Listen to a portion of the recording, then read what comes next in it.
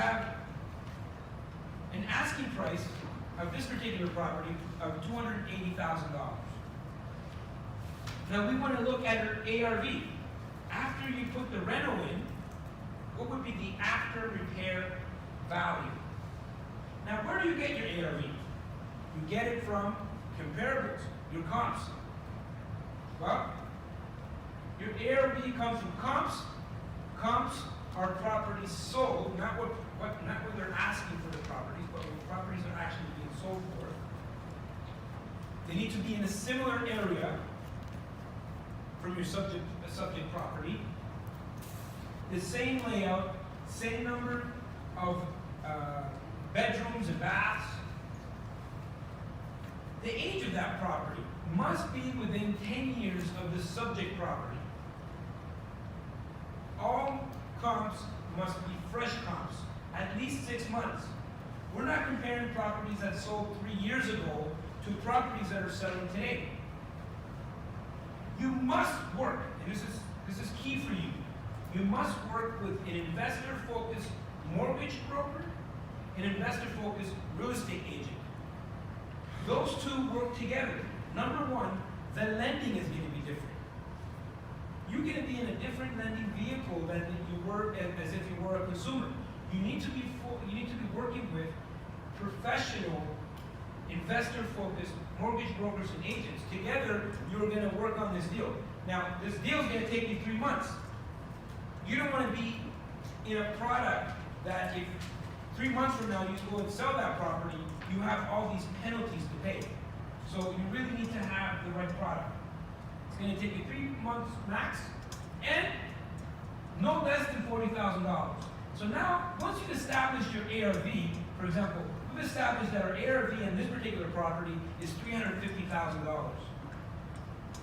Now let's try to determine what would be the right purchase price for this property. So you have your ARV, $350,000. You have your sales cost, which we're going to put in 10%. Now that will automatically generate, will tell you exactly the total profit at this point. You don't know, but on the other side, you're working with a contractor. He gives you a quote. That quote is $23,000 to do the renovation in order to bring this property's value up, active appreciation. There's also going to be some carrying costs. So you have your total renovation cost and carrying costs of $28,500. Now, you can determine that your total cost on this, between the sales cost and the carrying cost, is $63,000. If you wanted to make $51,000 or $50K on this particular deal, it's very simple. You can't pay more than $235,000 for this deal. Now, if you paid $240,000, would you still be okay? If you paid $240,000 for this deal, what would be the profit? 46. So you're still within that realm. But what happens is people go out and they buy a property and they don't even understand how it works. At the very beginning, we talked about an ARV of $350,000 with an asking price of $280,000. You can say, oh, that's a great spread. I can buy that property for $280,000 and sell it for $350,000 after I've done the rental, without considering the cost of the rental, the fact that there's going to be closing costs, real estate agent costs. So you really need to understand what you're doing and follow the system. Again, if you paid for this property at $235,000, you end up with $51,000. But at least you understand how this works.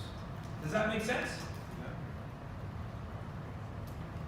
Now, throughout this weekend, we are going to be sharing with you a lot of different scenarios, a lot of different case studies, a lot of different strategies, and I'm trying to make you a transactional engineer. So by the end of this, you can look at a property and know exactly what to do. You can go like this. Do it with me.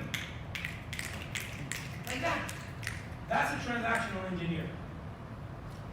Now, is there any questions when it comes to that particular scenario? We'll take a question?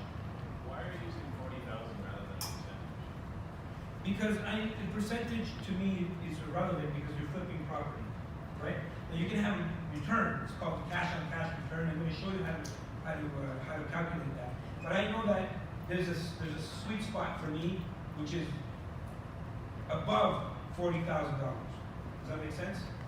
So if it's, I can make a good return and I'm making $20,000, it's just not worth the risk and the time for me to make anything less. Does that make sense?